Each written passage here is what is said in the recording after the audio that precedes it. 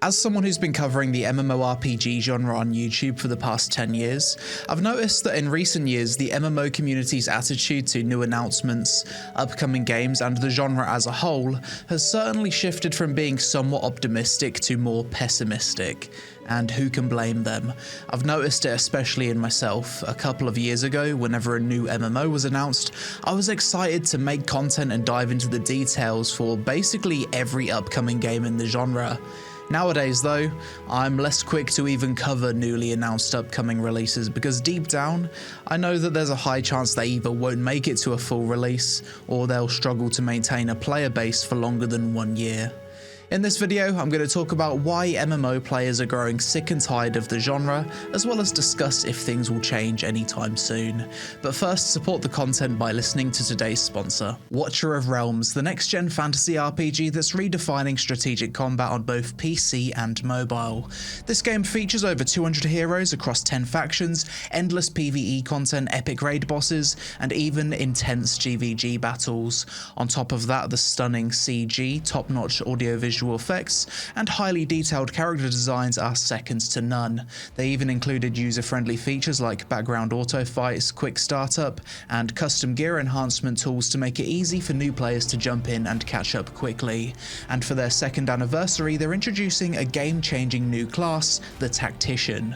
These heroes add an entirely new layer of strategy to battles. Their ultimates let you reposition units in real time, allowing for offensive pushes, defensive blocks, or even intercepting deadly blows.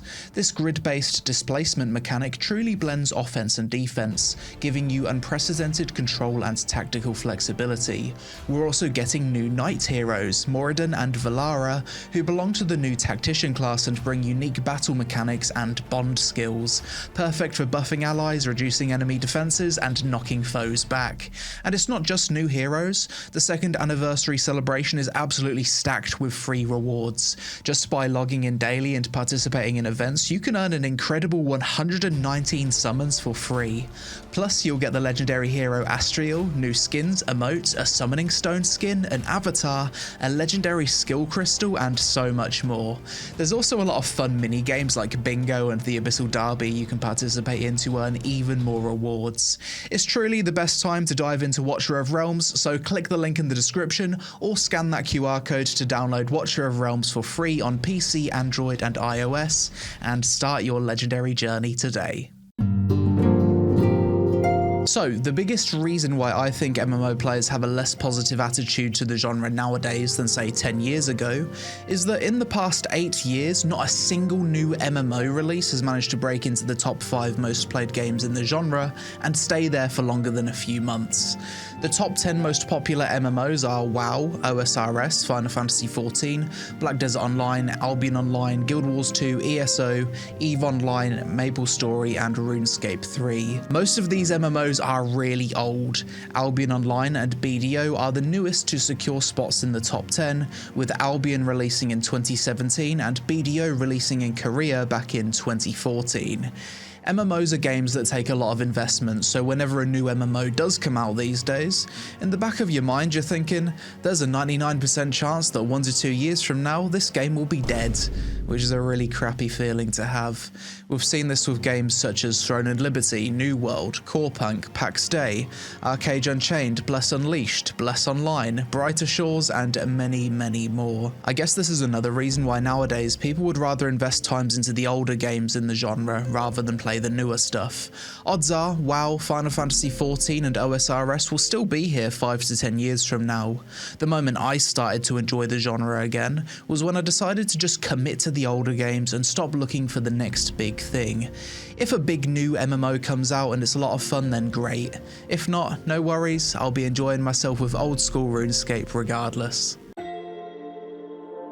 Another big reason why people are sick and tired of new MMOs is that they've seemingly hit a point where they objectively haven't massively improved or innovated in the past 10 years. When it comes to action combat, the gold standard is still Black Desert Online, a game that took 4 to 5 years to develop and released in 2014. No other MMO has action combat anywhere near the level of BDO. For tab targeting, World of Warcraft is still the gold standard in terms of fluidity and responsiveness. We frequently frequently get modern MMOs releasing nowadays with worse combat than what existed 10 to 20 years ago, and it's hard to wrap your head around why.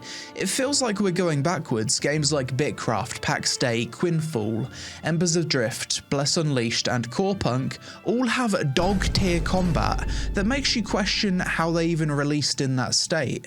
Even Korean MMOs in recent years seem to have forgotten how to design good combat. Korean devs used to be masters of creating the best action combat in the genre, but recently we've had Throne and Liberty, a game heavily criticised for being clunky as hell. To be fair, the gameplay got a bit better with a few updates, but it's still nowhere near the level of World of Warcraft. Chrono Odyssey is another one. Recently did a beta test, combat wasn't great, people weren't impressed, needs a lot of work to even be passable.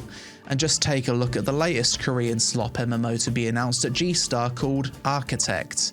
Clearly mobile, PC, console, cross-platform based on the user interface, every ability, heavy static animation locks, clunky movement, janky animations. You can tell just by looking at it that the gameplay is complete arse. Bellatorus, another upcoming Korean MMO. Granted, it looks a bit better than Architect, but still, it really doesn't look that great, does it? The dodges especially just look atrocious. This is what I mean about upcoming MMOs seemingly not progressing or straight up going backwards compared to what was releasing a decade ago.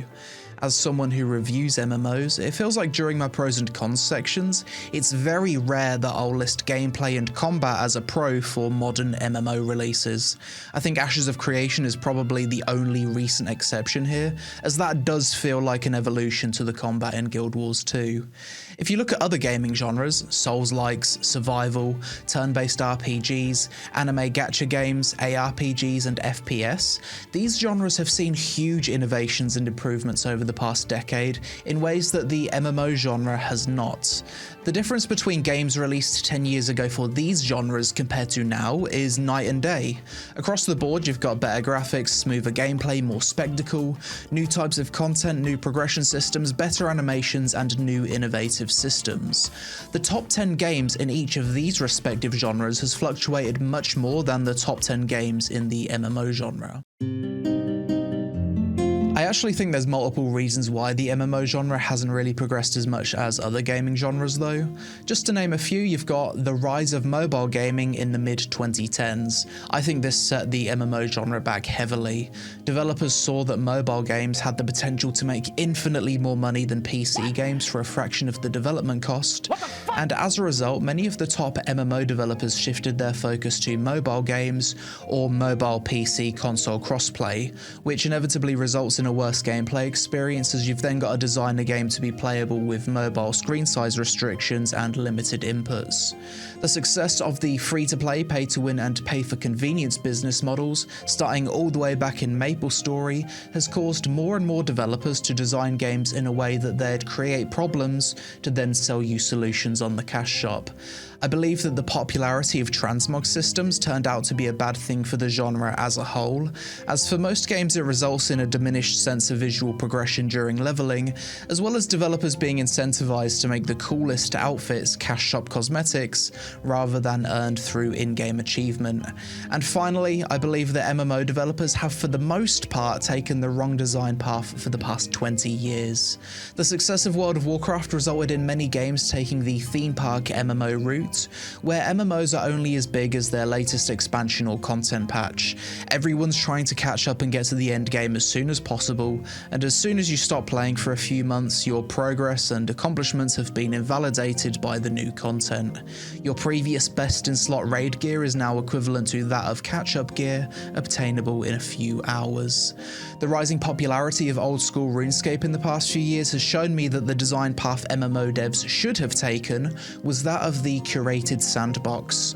Timeless design where new content only adds to the world and doesn't invalidate the previous content. In all fairness, despite everything I've said in this video, making MMOs is clearly game development on extreme hard mode. These games take years to make, they cost the most to develop, and you're competing with older games that not only have 10 to 15 years of live content development over you, but they've also got heavily invested player bases that aren't going to be so quick to jump ship to another game due to years of time investment. Huge MMOs from big studios often get cancelled. To name a few, we've recently had the untitled ZeniMax Online MMO get cancelled, Hytale was cancelled even with the support of publisher Riot Games, EverQuest Next, the Marvel MMO, the Riot MMO had to restart development, Blizzard's Project Titan was initially an MMO before being reworked into Overwatch, then we've got countless Kickstarter MMOs like Chronicles of Valeria, Camelot Unchained, Pantheon Rise of the Fallen, and far too many to even mention that either ran out of money, went through development hell, or are still in development. Is there any hope though? Are we ever likely to see MMOs become as popular as they were in the early to late 2000s? Honestly, I don't know. I'd always hoped that with technology improving, developers could potentially use AI to assist them with coding so that MMOs could be developed in a quicker time frame, but I'm not too sure if that's the case because I'm not a developer. At this point, I'm aware that most of you watching this video are probably in your late 20s to early 40s. We're getting old, and a lot of us just want something to relax with after work and get that good brain feeling from seeing the number go up. You can still do that with the old MMOs, OSRS, Ultima Online Outlands, World of Warcraft, Final Fantasy XIV, Guild Wars 2, BDO. These are still fun games you can relax with. OSRS in particular is aging like a fine wine, and I've personally sank over 2,000 hours into it on my Iron Man this past year alone. In Buddhism, the second noble truth is that suffering comes from desire. Gratitude is also one of the keys to happiness, so instead of constantly looking for the next big thing, perhaps it's best to accept what we have now and try to enjoy it for what it is. But that's it for this video. To be honest, I just wanted an excuse to rant and ramble about the state of the genre after playing a few of these newer MMOs that seem worse than stuff releasing in the early 2010s. If you made it to the end, I appreciate you for putting up with me today, and also let me know in the comments below if you've had the same feeling of confusion about how some of these newer MMOs are failing so hard. Social media on screen, help us out with a like for the algorithm if you enjoyed the vid. Thanks for watching, and I'll see you in the next one.